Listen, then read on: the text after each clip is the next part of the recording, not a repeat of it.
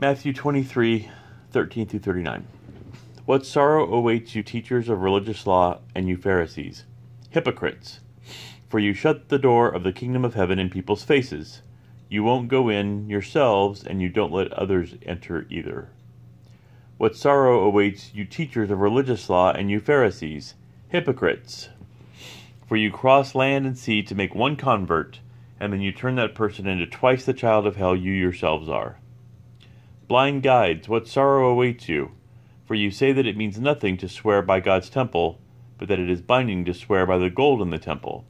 Blind fools! Which is more important, the gold or the temple that makes the gold sacred? And you say that to swear by the altar is not binding, but to swear by the gifts on the altar is binding. How blind! For which is more important, the gift on the altar or the altar that makes the gift sacred? When you swear by the altar, you are swearing by it and by everything on it. And when you swear by the temple, you are swearing by it and by God who lives in it. And when you swear by heaven, you are swearing by the throne of God and by God who sits on the throne. What sorrow awaits you, teachers of religious law, and you Pharisees, hypocrites! For you are careful to tithe even the tiniest income from your herb gardens, but you ignore the more important aspects of the law: justice, mercy, and faith.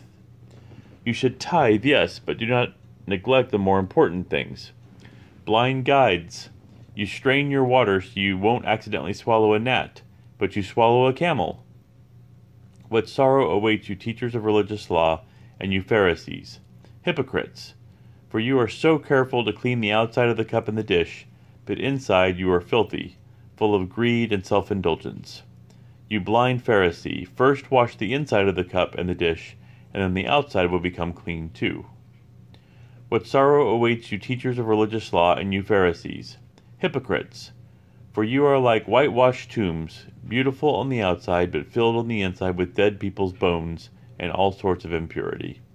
Outwardly you look like righteous people, but inwardly your hearts are filled with hypocrisy and lawlessness. What sorrow awaits you, teachers of religious law, and you Pharisees, hypocrites! For you build tombs for the prophets your ancestors killed, and you decorate the monuments of the godly people your ancestors destroyed.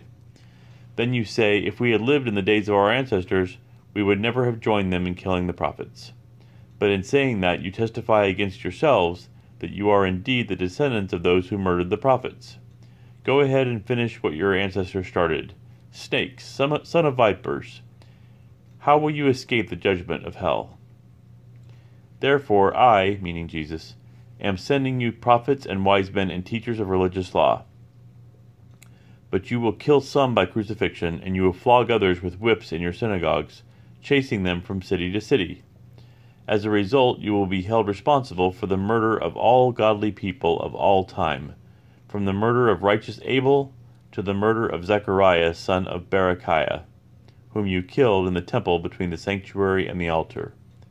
I tell you the truth, this judgment will fall on this very generation. O Jerusalem, Jerusalem, the city that kills the prophets and stones God's messengers!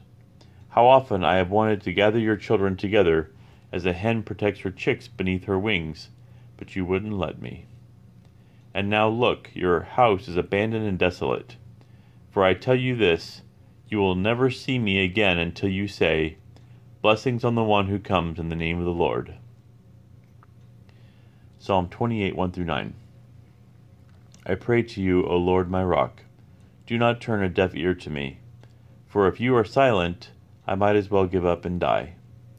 Listen to my prayer for mercy. I cry out to you for help, as I lift my hands toward your holy sanctuary. Do not drag me away with the wicked, with those who do evil, those who speak friendly words to their neighbors while planning evil in their hearts. Give them the punishment they so richly deserve. Measure it out in proportion to their wickedness. Pay them back for all their evil deeds. Give them a taste of what they have done to others. They care nothing for what the Lord has done or for what his hands have made. So he will tear them down, and they will never be rebuilt. Praise the Lord, for he has heard my cry for mercy. The Lord is my strength and shield. I trust him with all my heart. He helps me, and my heart is filled with joy. I burst out in songs of thanksgiving. The Lord gives his people strength. He is a safe fortress for his anointed king. Save your people, bless Israel, your special possession, lead them like a shepherd, and carry them in your arms forever. Proverbs 7:1-5. Follow my advice, my son, always treasure my commands. Obey my commands and live. Guard my instructions as you guard your own eyes. Tie them on your fingers as a reminder. Write them deep within your heart. Love wisdom like a sister. Make insight a beloved member of your family. Let them protect you from an affair with an immoral woman, from listening to the flattery of a promiscuous woman.